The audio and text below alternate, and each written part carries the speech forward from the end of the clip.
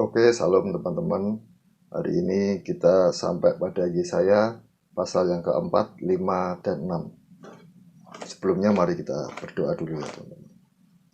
Bapak, terima kasih atas hari ini. Kami percaya segala kebaikan-Mu, kasih-Mu, penyertaan-Mu ada dalam hidup kami Tuhan. Terima kasih atas perlindungan-Mu Tuhan atas hidup kami. Terima kasih atas segala yang Kau berikan dalam hidup kami Tuhan. Terima kasih Bapak. Sebentar kami akan mendengarkan firman-Mu. Biar Engkau yang bicara Tuhan, Engkau yang ajari setiap kami, sehingga kami bisa mengerti dan kami berjalan dalam kehendak-Mu. Terima kasih Roh Kudus. Buka hati kami, masuk dalam hidup kami, tuntun kami untuk berjalan dalam kehendak Tuhan. Terima kasih Tuhan. Demi nama Tuhan Yesus kami sudah berdoa dan mengucap syukur. Haleluya, amin. Entah kenapa ya saudara, tadi ketika saya berdoa, Tuhan ingatkan saya dengan kuda. Kita baca, kalau kita baca di kitab Wahyu itu, ketika ada materai pertama dibuka, ada kuda putih. Kemudian materai kedua dibuka, ada kuda merah padam. Kemudian materai ketiga dibuka, ada kuda hitam. Nah, Tuhan ingatkan saya dengan kuda hitam ini. Coba saya bacakan dulu di Wahyu 6 ayat yang kelima. Dan ketika anak domba itu membuka materai yang ketiga, aku mendengar makhluk yang ketiga berkata, "Mari." Dan aku melihat sesungguhnya ada seekor kuda hitam dan orang yang menungganginya memegang sebuah timbangan di tangannya. Dan aku mendengar seperti ada suara di tengah-tengah keempat makhluk itu berkata, "Secupak gandum sedinar dan 3 cupak jelai sedinar. Tetapi janganlah rusakkan minyak dan anggur itu." Nah, menarik saudara. Kita tahu ini akhir zaman. Juni ini saya mendengar berita bahwa swalayan atau supermarket Giant di seluruh Indonesia ditutup karena tidak ada pemasukan dan mereka harus seringkali merugi, sehingga mereka menutup semua supermarket Giant dan ada 7.000 orang yang di PHK. Ada banyak orang nganggur. Dikatakan seekor kuda hitam datang dan mereka membawa timbangan, sehingga dikatakan secupak gandum sedinar dan 3 cupak jelai sedinar. Orang menjadi kesulitan cara ekonomi. Ya, secupak gandum sedinar, 3 cupak jelai sedinar. Ekonomi menjadi sangat sulit. Semua dirusakkan, semua menjadi hancur. Dunia ini semakin kacau, saudara. Kalau saya sebetulnya timbangan ini bicara tentang ya ditimbang sama Tuhan. Orang-orang yang timbangannya sudah tidak baik, kejahatannya lebih banyak. Mungkin ini ada hukuman-hukuman yang mulai diberikan Tuhan. Tetapi dikatakan, janganlah rusakkan minyak dan anggur itu. Jadi orang yang masih tetap dalam Tuhan, masih dalam urapan Tuhan, masih dalam terus mencari Tuhan, mengandalkan Tuhan, dan mereka terus melakukan apa yang Tuhan inginkan. Mereka seperti yang dikatakan, sebenarnya minyak dan anggur ini dulu pernah disaringkan atau pernah dibagikan sama Pak Petrus Agung, bicara tentang kasih. Ya, orang yang punya kasih. Ketika ada Tuhan memberi perumpamaan tentang kekasihilah sesama manusia, orang yang melihat orang di sarang penyamun itu, dia merawat orang yang ketemu dia itu dengan minyak dan anggur. Nah, dikatakan di situ tentang kasih. Ya, begitu juga kasih kepada Tuhan dan tentu saja kasih kepada sesama. Kalau saya berpikir saudara, kemarin beberapa hari yang lalu ketika saya melayat ke teman gereja yang meninggal gagal ginjal saudara, dia dipanggil pulang. Nah, saya berpikir kesudahan manusia, kesudahan kita tuh di sini semua. Apa yang kita kejar sampai mati-matian dunia, sampai menghalalkan segala cara, nafsu yang kita kejar, toh akhirnya di sini. Kalau sudah di sini mau apa? Sudah nggak bisa apa-apa. Mau tidak mau harus pulang, dan mau tidak mau harus terima penghakiman. Kalau kita selama di dunia ini hanya jahat, hanya mengejar sesuatu yang tidak baik, ya siap-siap aja hidup kekal di neraka.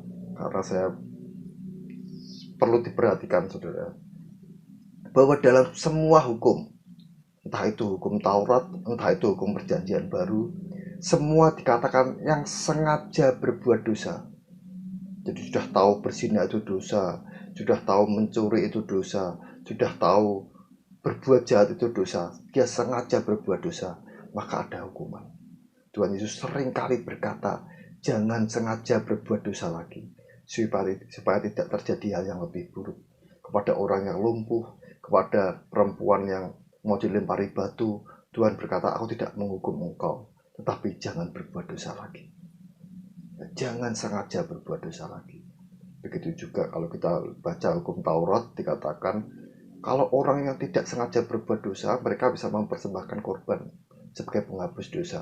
Tetapi orang yang sengaja berbuat dosa, orang yang sengaja membunuh, orang yang sengaja berzina, maka mereka dihukum mati. Hati-hati, jangan sengaja berbuat dosa. Kalau kita tahu ini dosa, buat apa kita lakukan? Toh, kalau kita lakukan, akhir hidup kita itu hanya mati kok. Kalau sudah terlambat mati, ya menyesal di neraka, kasihan. Kita pernah melihat kesaksian tentang surga dan neraka, itu sesuatu yang sangat jomplang, saudara. Jadi saya pernah melihat surga. Kalau saya ngomong saya nggak pernah ke surga, saya bohong. Saya cerita saya pernah ke surga bukan untuk sombong, bukan.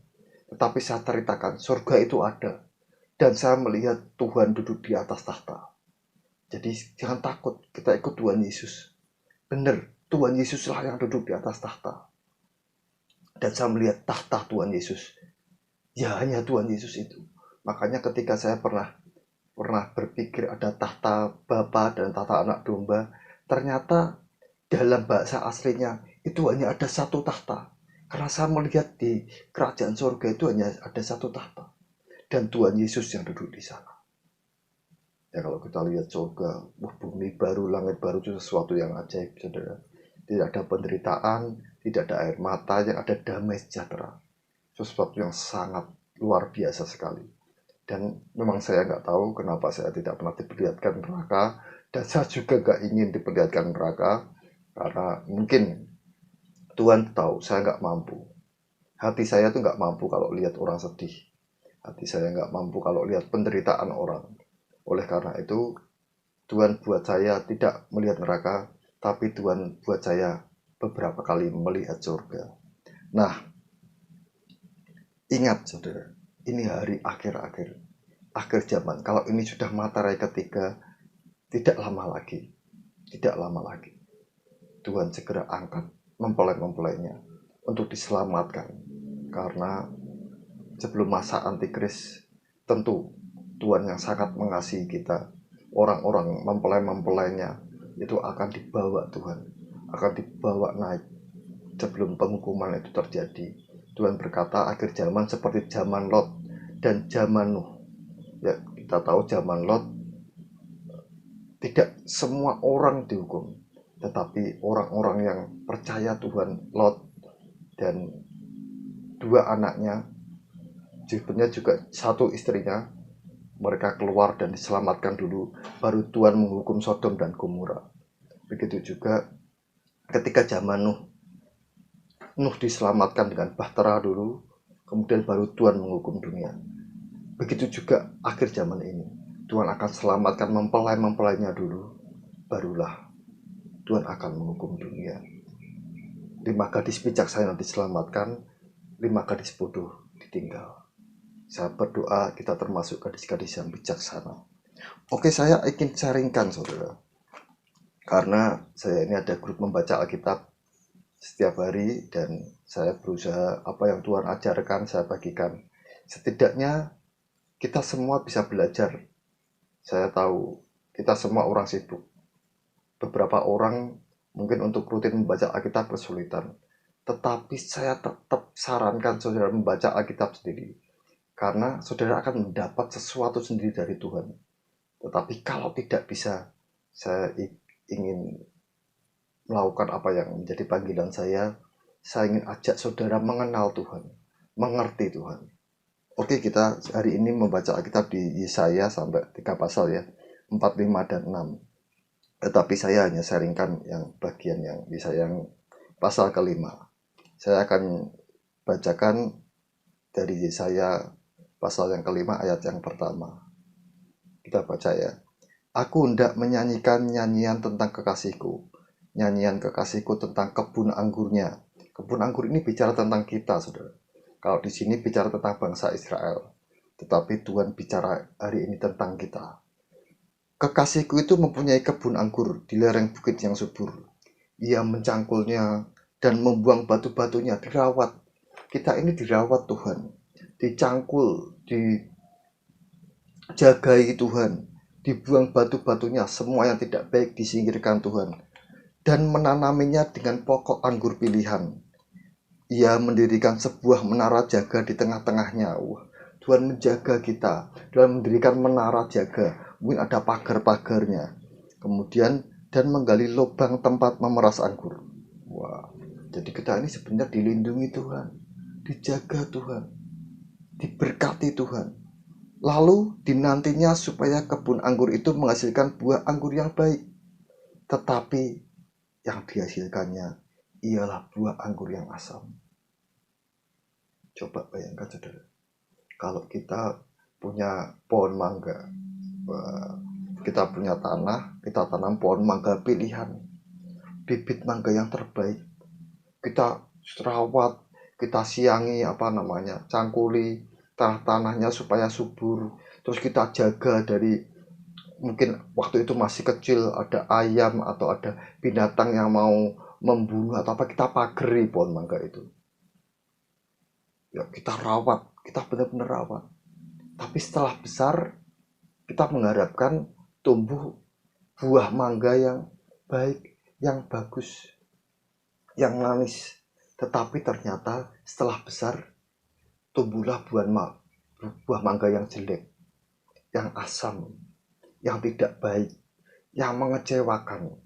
Apa yang kita lakukan? Mungkin kita berpikir, wah, aku sudah nanam mangga ini dengan baik, supaya tumbuh yang baik, aku jaga yang baik. Ternyata malah timbulnya buah mangga yang jelek. Mungkin yang berulat, yang kotor, yang kecil, yang tidak bisa besar, yang asam. Lalu dikatakan, maka sekarang penduduk Yerusalem dan orang Yehuda, adililah antara aku dan kebun anggurku itu. Apakah lagi yang harus diperbuat untuk kebun anggurku itu yang belum berbuat kepadanya? Aku menanti supaya dihasilkannya buah anggur yang baik. Mengapa yang dihasilkannya hanya buah anggur yang asam? Maka sekarang aku mau memberitahukan kepadamu apa yang hendak kulakukan kepada kebun anggurku itu. Aku akan menebang pagar durinya, perlindungannya dilepas, sehingga kebun itu dimakan habis dan melanda temboknya, sehingga kebun itu diinjak-injak. Tuhan kecewa. Semua berkat yang diberikan Tuhan kepada kita, kalau tidak menghasilkan sesuatu yang Tuhan harapkan, maka Tuhan akan melepas perlindungan, pagar perlindungan Tuhan terhadap kita, sehingga musuh-musuh bisa melanda tembok, menginjak-injak.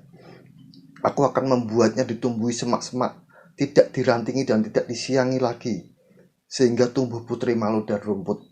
Aku akan memerintahkan awan-awan supaya jangan diturunkannya hujan ke atasnya. Tidak lagi diberkati Tuhan. Bahkan apa? Tuhan akan membiarkan tidak ada perlindungan, tidak dijaga, dibiarkan saja. Karena apa? Orang ini diberkati tetapi tidak ada progres. Berkat yang diberikan Tuhan tidak menjadikan dia dipakai Tuhan, tetapi malah menjadikan dia jahat, menjadikan dia hidup semaunya, hidup dalam dosa. Lalu akhirnya apa? Tuhan akan melepas penjagaannya, sehingga musuh-musuhnya masuk, kejahatan melanda dia, sehingga dia akan menjadi orang yang menderita. Tidak lagi ada berkat Tuhan dalam hidupnya. Lalu saya ingin sharingkan ada 6 orang yang mungkin saya berpikir, atau bukan saya berpikir, dikatakan di sini dihukum Tuhan akhirnya. ada 6 orang. Orang yang pertama kita baca di Yesaya 5 ayat yang ke-8. Yesaya 5 ayat yang ke-8. Ya. Celakalah mereka yang menyerobot rumah demi rumah dan mencekau ladang demi ladang, sehingga tidak ada lagi tempat bagi orang lain, dan hanya kamu sendiri yang tinggal di dalam negeri. Di telingaku terdengar firman Tuhan semesta alam, sesungguhnya banyak rumah akan menjadi sunyi sepi, rumah-rumah yang besar dan yang baik tidak akan ada penghuninya. Sebab kebun anggur yang luasnya 10 hari membajak akan menghasilkan hanya 1 bat anggur, dan 1 homer benih akan menghasilkan hanya 1 eva gandum. Orang pertama yang dikatakan Tuhan, celakalah mereka yang menyerobot rumah demi rumah, yang mencekal ladang atau mengambil ladang demi ladang, sehingga tidak ada lagi tempat bagi orang lain, dan hanya kamu sendiri yang tinggal di dalam negeri. Ya, ini bicara tentang apa? Orang yang serakah. Ya, semuanya ingin dikuasai, semuanya ingin dimiliki. Celakalah orang yang serakah. Orang yang serakah ini, orang yang akan menerima hukuman Tuhan. Karena apa? Percuma. Seperti yang saya katakan tadi, kamu punya segalanya, toh semua akan kamu tinggalkan. Pada waktunya dipanggil Tuhan, apa mau dibawa sertifikat rumahnya? Semua berkat yang diberikan Tuhan, kalau nggak ada progresnya, maka Tuhan akan membuat dia menerima hukuman. Tuhan menanam, Tuhan menjaga, Tuhan melakukan yang terbaik untuk kita. Tapi kalau kita nggak bisa melakukan kehendak Tuhan, buat apa? Nggak ada buah yang baik yang dihasilkan, buat apa? Akhirnya Tuhan akan menghukum. Orang yang pertama adalah orang yang serakah, yang dihukum Tuhan. Kemudian orang yang kedua, celakalah mereka yang bangun pagi-pagi dan terus mencari minuman keras dan duduk-duduk sampai malam hari, sedang badannya dihangatkan anggur, kecapi dan gambus, rebana dan suling, serta anggur terdapat dalam perjamuan-perjamuan mereka. Tetapi perbuatan Tuhan tidak dipandangnya, dan pekerjaan Tuhan tidak dilihatnya. Sebab itu umatku harus pergi ke dalam pembuangan, ini hukumannya. Oleh sebab mereka tidak mengerti apa-apa. Orang-orang yang mulia akan mati kelaparan, dan khalayak ramai akan menderita kehausan. Sebab itu dunia orang mati akan membuka kerongkongannya lapang-lapang, dan akan mengakan mulutnya lebar-lebar dengan tiada terhingga, sehingga lenyap ke dalamnya segala kesemarakan dan keramaian Yerusalem, serta kegaduhan dan orang-orang yang bersukaria di kota itu. Maka manusia akan ditundukkan dan orang akan direndahkan. Ya, orang-orang sombong akan direndahkan.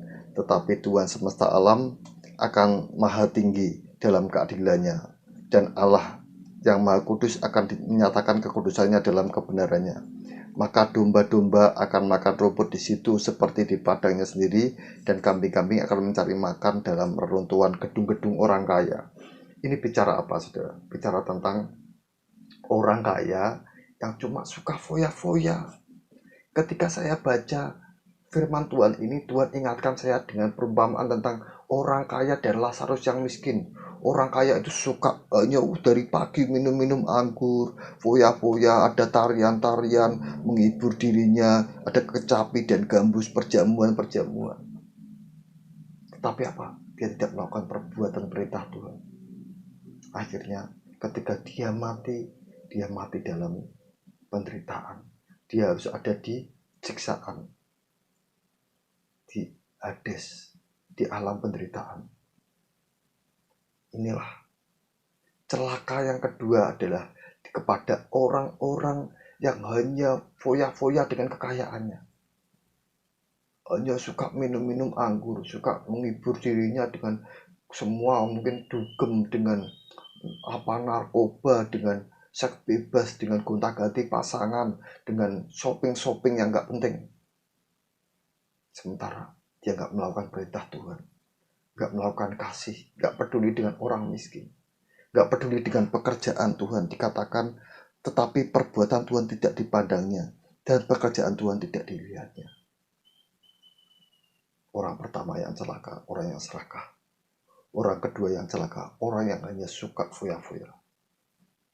Orang kaya, tetapi yang suka foya-foya. Diberkati Tuhan, tapi tidak menghasilkan buah apapun yang baik. Kemudian celaka yang ketiga. Orang yang celaka yang ketiga. Celakalah mereka, di ayat 18, Yesaya 5 ayat 18. Celakalah mereka yang memancing kesalahan dengan tali kedustaan dan dosa seperti dengan tali gerobak, yang berkata, baiklah Allah lekas-lekas dan cepat-cepat melakukan tindakannya, supaya kita lihat, dan baiklah keputusannya Maha Kudus Allah Israel datang mendekat supaya kita tahu. Jadi orang ini orang yang terus berbuat jahat dan tidak percaya dengan pemberitaan bahwa Tuhan segera datang. Banyak sih orang yang seperti ini. Ya, mana buktinya? Mana kalau Tuhan katanya mau datang? Gak percaya. Orang yang tidak percaya dengan nubuat yang diberikan Tuhan, ini masa seperti ini loh, akhir dari akhir zaman loh, dia gak percaya. Bahkan dia menghina mana orang ini akhirnya akan celaka. Dia akan dihukum Tuhan. Kemudian celaka yang keempat. Ini celaka yang keempat. Celaka mereka yang dikatakan di ayat yang ke-26. Ya. Celakalah mereka yang menyebutkan kejahatan itu baik dan kebaikan itu jahat, yang mengubah kegelapan menjadi terang dan terang menjadi kegelapan, yang mengubah pahit menjadi manis dan manis menjadi pahit. Jadi orang yang membalikkan keadaan. Saya dapatkan di sini membalikkan antara kejahatan dan kebaikan. Maksudnya gimana ya? Wah, maksudnya gini, contoh ya saudara. Misalnya ini, ketika hari-hari ini ada virus COVID, ada orang yang berkata mengandalkan Tuhan, itu baik apa salah? Menurut saya sih mengandalkan Tuhan baik. Tetapi ada orang yang berkata, mengandalkan Tuhan harus dengan nikmat dong. Kemudian dia mengandalkan dunia dengan berbagai macam cara dilakukan. Tapi dalam hatinya tidak lagi mengandalkan Tuhan. Tetapi ada orang yang berkata, mengandalkan Tuhan itu jadi nggak baik. Membalikkan antara yang jahat dan yang baik. Terus orang-orang terbawa. Akhirnya mereka berkata, dunia itu lebih baik daripada Tuhan. Yang jahat jadi baik, yang baik, yang mengandalkan Tuhan jadi seolah-olah jahat. Celakalah orang yang seperti ini. Celaka. Ya, dia mengajak orang untuk mengandalkan dunia, membalikkan kejahatan menjadi baik, mengandalkan dunia baik, sementara kebaikan mengandalkan Tuhan menjadi jahat. Kemudian celaka yang kelima. Orang yang akan celaka, orang yang akan menerima hukuman. Yang kelima, dikatakan ini firman Tuhan, bukan saya yang mengatakan, tetapi firman Tuhan. Jadi kalau Tuhan berkata berbahagialah, orang itu akan berbahagia. Tetapi ketika Tuhan berkata celakalah, orang itu akan celaka. Celakalah yang kelima, di ayat yang ke-21, celakalah mereka yang memandang dirinya bijaksana, yang menganggap dirinya pintar. Ya ini, kalau orang merasa dirinya pintar, merasa dirinya bijaksana, mau dinasihati ya mental aja. Kenapa Tuhan membenci orang Farisi dan orang Taurat? Karena mereka gak mau terima nasihat. Merasa dirinya yang paling pintar, paling benar. Sehingga Tuhan berkata, terkutuklah engkau orang Farisi dan orang Taurat, ahli-ahli Taurat. Karena mereka gak bisa dinasihati. Orang yang menurut saya paling sulit terima nasihat, terima firman Tuhan itu apa? Orang pintar. Paling sulit. Lalu apa nggak boleh pintar, Pak? Boleh. Saudara harus pintar, bahkan saya katakan di bidang saudara. Kalau saudara pengusaha besi, saudara harus pelajari besi ini dengan detail. Harganya, cara menjualnya, dan lain-lain. Pintarlah di bidang itu. Kalau saudara jadi singer atau WL, pintarlah di bidang itu. Saudara harus pintar.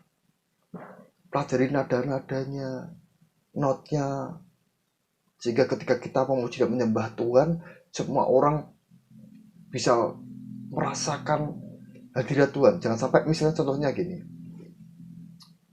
orang yang jadi WA atau singer kemudian nyanyi fals, kemudian nyanyinya dengan nadanya beda dengan musiknya, kan jadi orang nggak, jadi aneh. Pintar boleh, tetapi ketika kita berhadapan dengan firman Tuhan, dengan nasihat Tuhan, jangan merasa pintar. Jangan.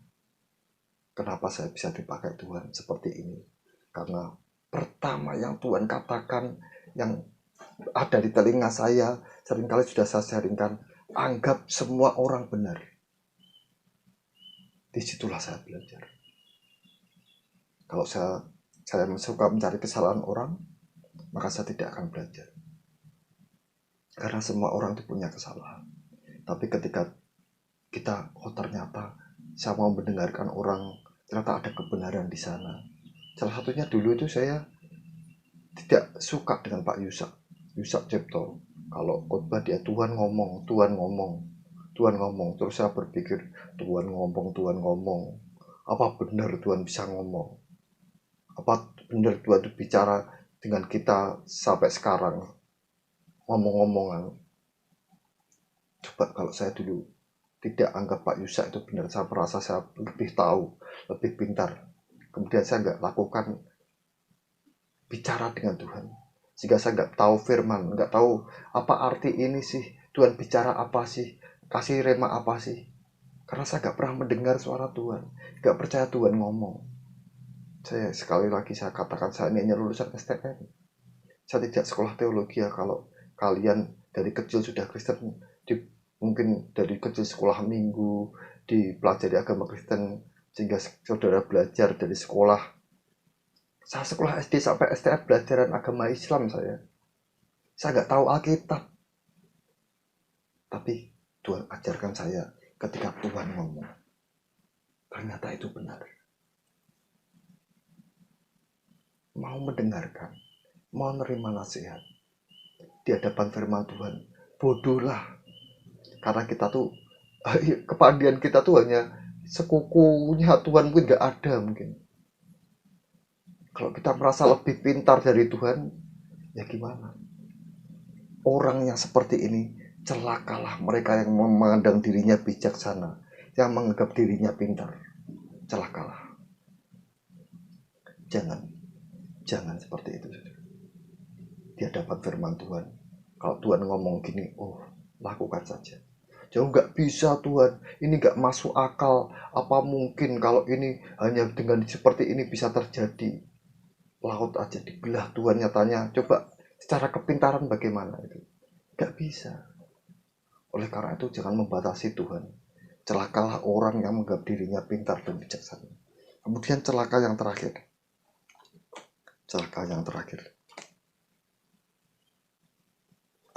Di ayat yang ke-22. Celakalah mereka yang menjadi jago minum dan juara dalam mencampur minuman keras, yang membenarkan orang fasik karena suap, dan yang memungkiri hak orang benar.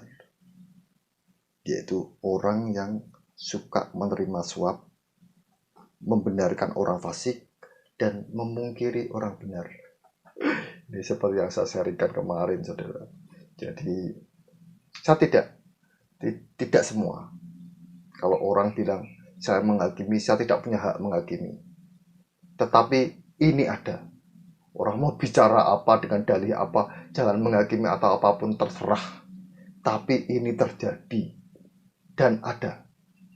Jadi ada orang atau pendeta atau hamba Tuhan yang mungkin orang jemaat itu suka memberi persembahan ke gereja. Atau saya kemarin beri contoh saya. Beberapa orang itu mendukung saya dengan pelayanan. Terus terang, saudara, ya memang kalau kita sharing atau orang lain itu juga butuh kehidupan.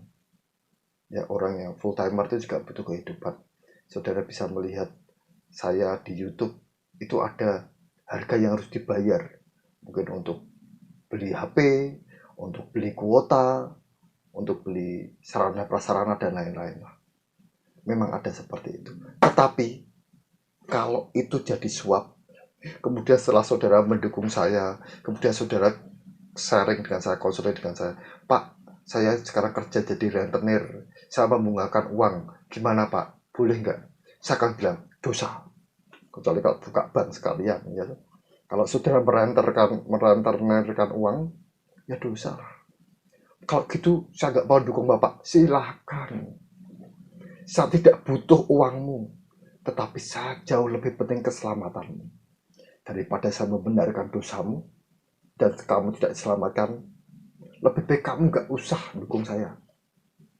Tetapi jauh daripada itu, saya ingin kamu bertobat. Kalau saya gitu, bukan karena terus saudara mendukung saya, terus saudara dosa, saya benarkan. Buat apa? Maaf ya, Tuhan itu bukan orang miskin kok. Kalau kamu nggak dipakai Tuhan, Tuhan akan pakai banyak orang lain. Saya tetap bisa pelayanan sampai sekarang. Bukan dari apa? Hasil 1-2 orang, tapi dari Tuhan. Saya tidak mau mengandalkan manusia, tapi saya mau mengandalkan Tuhan. Semua yang diberikan Tuhan itu baik. Saya percaya Tuhan adalah Tuhan yang maha kuasa. Saya dicukupi Tuhan dan dipelihara Tuhan.